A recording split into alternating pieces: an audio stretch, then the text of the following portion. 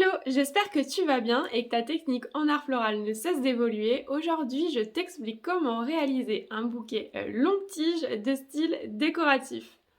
Entre art, artisanat et commerce, le Larousse définit un fleuriste comme une personne tenant un commerce de fleurs au détail. Et si en réalité, c'était bien plus que ça. Je suis Chloé Pugin. Ma mission, vous faire découvrir ou redécouvrir mon métier, mais surtout vous donner des astuces et des techniques pour fleurir votre quotidien. Ensemble, sublimons l'éphémère. Donc le bouquet longue tige, on peut aussi l'appeler le bouquet client ou le bouquet comptoir. C'est un liage, donc comme je te l'ai dit juste avant, du style décoratif. C'est l'un des classiques de la fleuristerie, l'un des bouquets les plus confectionnés, on va dire. Néanmoins, il demande quand même une certaine technique et il demande une maîtrise de plusieurs critères. Donc, à savoir la vrille, donc le faisceau, la technique pour concevoir un bouquet. Il y aura besoin aussi de connaître la valeur des fleurs, les morphologies. Il faut être à l'aise avec l'harmonie des couleurs. Tout ce qui est caractère aussi, c'est important, caractère des végétaux. Et bien sûr, il va falloir connaître les répartitions. Donc pour ce bouquet, au début, moi je conseille de commencer à s'entraîner sur un bouquet à la répartition dispersée. C'est ce qui est le plus simple pour commencer. Allez, je vais essayer de faire simple pour la répartition dispersée. Donc une répartition, c'est une manière de placer les végétaux dans le travail. Donc dans le dispersé, je vais répartir ma variété, donc par exemple mon tournesol, sur l'ensemble de mon bouquet. Donc je vais avoir du tournesol à l'intérieur de mon bouquet, en partie intermédiaire, donc au milieu de mon bouquet, et aussi en partie extérieure, du coup sur le tour du bouquet. Normalement, je dois avoir des tournesols sur l'ensemble de mon bouquet. Par contre, dans le dispersé, les fleurs sont travaillées de manière individuelle. Donc je vais éviter d'avoir deux tournesols côte à côte, trop proches, parce que sinon c'est du groupé. Maintenant, je vous parle des morphologies. Donc, j'ai sélectionné mes fleurs ici. Donc, c'est les fleurs qui vont composer mon bouquet. Je vous les présente tout de suite après. Je les ai choisies parce qu'elles me plaisaient, bien sûr, et c'est important, mais pas seulement. Il faut choisir du coup les fleurs en fonction de leur morphologie. Je vous conseille, si vous voulez avoir un bouquet du coup qui soit harmonieux, esthétique et plutôt doux, agréable à regarder, d'avoir différentes morphologies pour rendre le travail un peu plus poétique. Donc j'ai choisi celle-ci, le Chelum obliqua, pour sa pointe, donc qui est légèrement jaillissante. Donc vu qu'elle est pointue, elle va se retrouver quand même sur le haut de mon bouquet. Ensuite, un tournesol, donc celle-ci elle est vraiment très plate en forme d'ellipse, donc elle va venir, ce sera la fleur qui sera travaillée le plus bas, le plus en profondeur dans mon bouquet. Et j'ai la rose, donc qui est elle un cylindre, donc qui va venir entre le chelum et le tournesol. Donc en termes de profondeur, ça va donner ça, donc le chelum, la rose et ensuite plus bas le tournesol. Et j'ai choisi aussi du limonium, celui-ci il a une morphologie,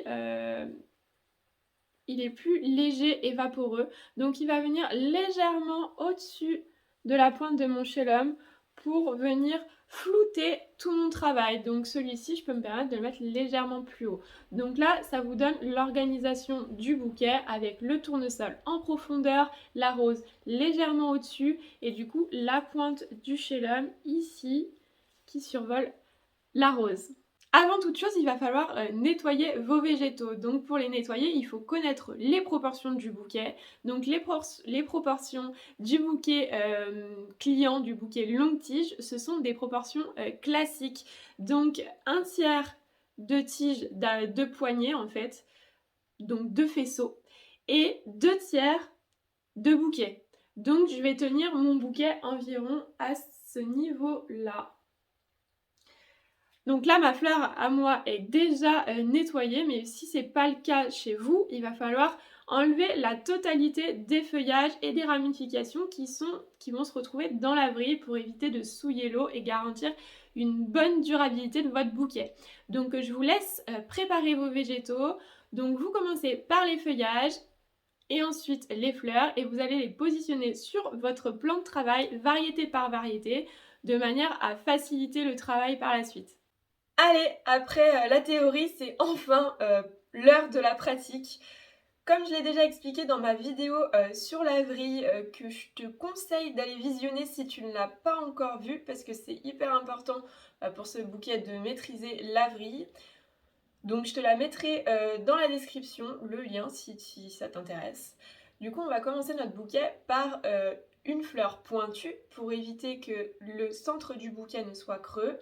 Donc je vais commencer par le chellum et je vais choisir la tige la plus droite parce que je vous rappelle qu'on met les tiges droites au centre du bouquet et les tiges les plus courbées, celles qui sont les plus souples, sur l'extérieur, de manière à avoir un bouquet assis et ouvert.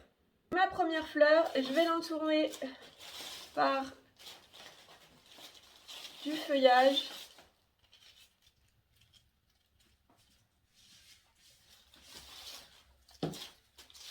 Deux branches.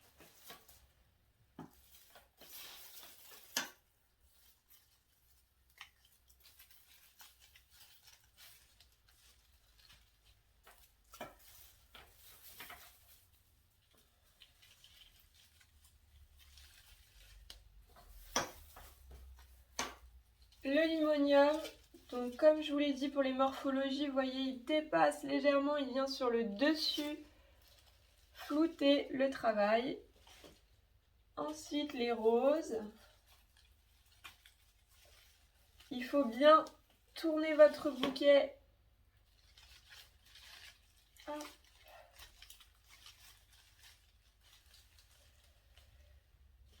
Pour gérer la forme, pour qu'il soit bien rond.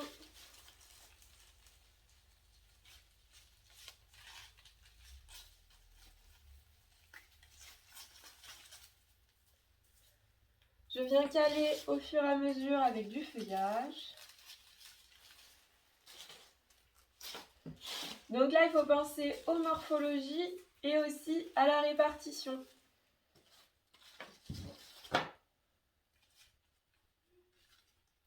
Et le tournesol légèrement en dessous de la rose.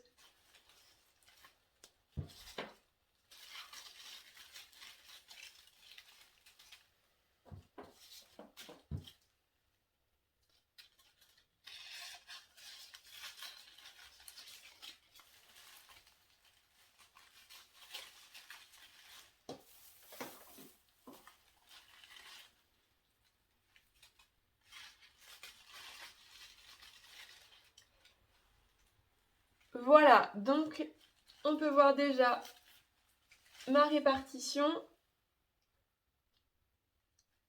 Je vais continuer ainsi de suite, donc pensez bien à caler vos fleurs au fur et à mesure avec du feuillage et je vous retrouve dans 5 minutes quand mon bouquet est fini pour vous montrer le résultat.